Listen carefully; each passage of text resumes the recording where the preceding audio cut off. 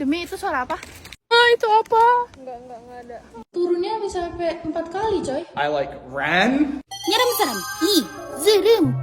Taman Festival Bali terbengkalai. Bertepatan dengan teman gue ulang tahun, jadi gue surprisein dia dulu nih. Kasian banget ya teman gue, dia hari ulang tahunnya malah gue pengen ajakin ke tempat angker. Ya begitulah lu, kalau temenan sama gue pasti bawaannya hantu-hantu aja. Gak ada yang canda. Oke lah, kita udah siap-siap untuk berangkat dari Canggu ke arah Denpasar. Tapi sebelum itu kita wajib banget isi perut ya, biar gak lemes di jalan dan siap menghadapi hawa tempat angkernya. Ini kita tuh nyari nasi tapi kagak ada guys, adanya sarapan orang bule aja. Ya udah, yang penting udah kenyang, yuk kita berangkat. Karena di luar panas banget, jadi kita reapply sunscreen dulu ya. Swear ini niat banget guys, dari muka, tangan, kaki semua dipakein. Oke lah, yuk kita berangkat. Jujur karena trip ke tempat angker ini gue tuh jadi terkesima banget sama suasananya Bali. Kayak entah mengapa tuh damai banget aja gitu ada di sini. Jadi 1 jam perjalanan itu nggak kerasa. Tiba-tiba kita udah nyampe di Taman Festival Bali yang udah tutup dari tahun gue lahir guys, yaitu 1999. Gila, lama banget kan. Padahal waktu itu dibuka di tahun 97, jadi cuma sekitar 2 tahun aja guys. Abis itu karena ada krisis finansial dan akhirnya ditutup. Padahal Taman Festival ini dibuat dengan niat ngehabisin 1,4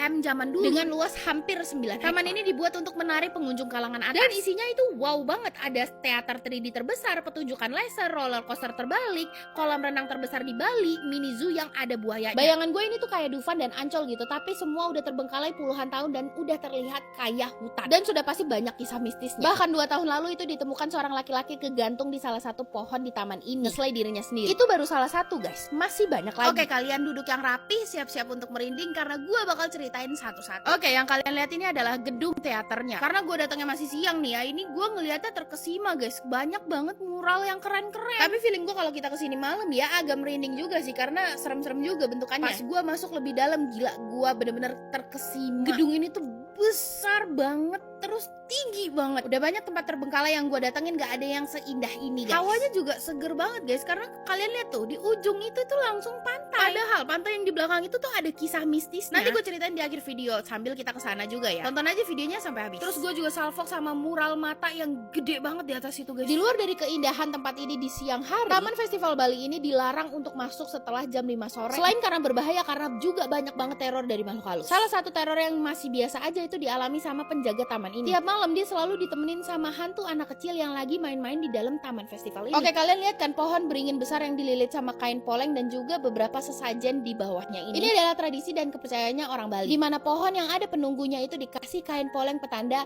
keseimbangan baik dan buruk, dan juga diberi sesajen sebagai tanda kehormatan. Jadi pohon ini tuh udah pasti ada penunggunya dan gak boleh ditebang. Gak lama dari sini gue kira gue cuma berdua guys di sini sama temen gue, ternyata ada bule. Bule ini datang sekeluarga sama 2 anaknya guys dari New Zealand. Yang menariknya di sini, mereka ini datang bukan untuk tahu kisah mistisnya kayak gua gitu. Mereka nggak takut hantu, tapi mereka itu malah menemukan ketenangan di tempat-tempat terbengkalai kayak begini. Jujur kalau siang emang ya vibesnya tuh masih happy lah ada di tempat kayak gini. Tapi pas waktu gua masuk lebih dalam, gila, di sini hawanya sudah mulai beda. Gue bisa pastikan kalau gue sudah masuk ke dalam kebun binatang kecil. Dari videonya mungkin kalian ngelihat ini banyak banget pohon kayak hutan aja. Padahal di balik pohon ini tuh banyak banget kayak kandang-kandang gitu guys. Ada yang kecil-kecil, terus ada yang besar-besar. Nah, salah satu misteri yang paling terangkat dari tempat ini adalah siluman buaya yang masih ada di dalam. Buaya yang ada di kebun binatang ini emang gak pernah dipindahin guys setelah dia tutup. Banyak yang percaya kalau buaya ini tuh udah pergi ke laut yang emang dekat. Ada yang percaya juga kalau buaya itu berubah jadi siluman buaya yang jadi penguasanya kebun binatang ini. Tapi juga ada yang percaya kalau buaya hidup itu masih ada di sini guys. Bahkan bule yang nanti ketemu sama gue itu ketakutan karena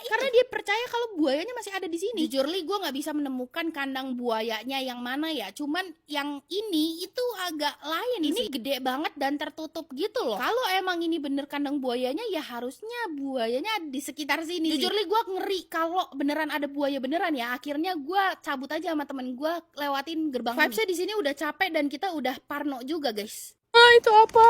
Enggak ada. Dan bener aja, gue ternyata udah ada di ujung dari Taman Festival Bali ini dan gak tahu ini apaan coy, kayak lorong gitu. Beneran ini kayak tempat syuting film coy. Di atas ini kita bisa ngelihat semua bagian dari Taman Festival ini. Tadi kita masuk dari situ tuh gedung teaternya dan kita udah ada di sini, tapi kita belum ke arah sana. Nanti kita bakal ke sana bareng sama bule yang lain. Jadi tonton aja sampai akhir. Pas gue lanjut jalan di lorong ini, gue tiba-tiba ngelihat ada pintu yang kebuka. Yang di dalamnya beneran creepy banget coy. Turunnya bisa sampai 4 kali coy, atau 3 kali? Gue nggak ngerti kalau gue turun itu gue nyampenya di mana. Tapi yang jelas gue tidak berani. Akhirnya gue sama teman gue lanjut telusuri lorong ini. Bukan apa-apa nih, soalnya kita berdua cewek. Pas kita udah nyampe di ujung lorong ini, kita kayak, aduh, ini kita balik lagi apa jalan lurus nih? Soalnya jalan di depan ini tuh kayak hancur, terus banyak banget dahan-dahan yang jatuh-jatuh gitu loh guys. Akhirnya kita jalan lurus aja deh, bismillah, karena kita kagak mau balik ke belakang ngelewatin kandang buaya itu. Yaudah nih, kita lanjut dan berhasil keluar dari sana. Walaupun kacamata hitamnya Mada tiba-tiba hilang di situ guys, ya Allah maafin ya Mada. Tapi akhirnya kita lanjut jalan terus sampai kita ada di lapangan besar ini. Ini dulunya kayaknya kolam renang guys. Di sini anginnya sepoi-sepoi dan udaranya enak banget. Tapi tiba-tiba, demi itu suara apa? Wah gitu. Iya, gue denger. Suaranya tuh kayak burung tapi itu gede banget guys. Nih kalian bisa dengar suaranya.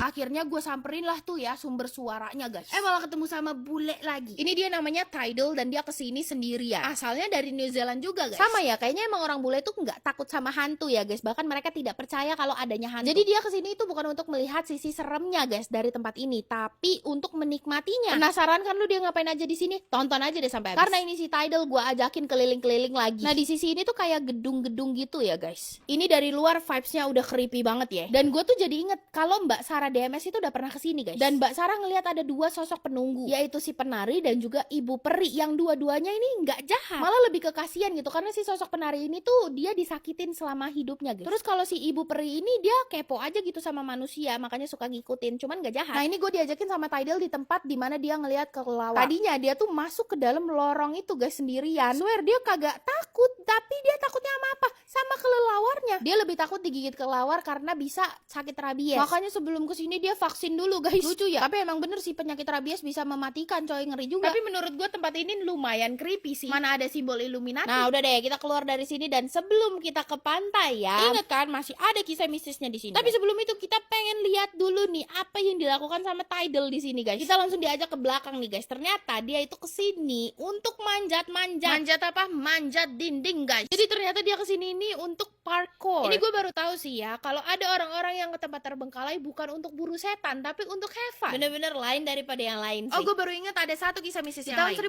1974 itu di Padang Galak ini itu ada pesawat yang jatuh guys. Dan konon korban-korbannya itu dikuburin di tanah taman festival ini. Dan mistis yang terakhir, pantai Padang Galak yang ada di belakang taman ini, kata Mbak Sarah Wijayanto, ini adalah taman belakang dari kerajaannya Nyi Roro Kidul. Serem. Kalau menurut lu taman festival ini belum serem, lu tungguin video selanjutnya gua ke Dam Oongan yang lebih serem lagi guys kisahnya. Pantengin aja Floral selanjutnya. Oke, bye bye, see you soon.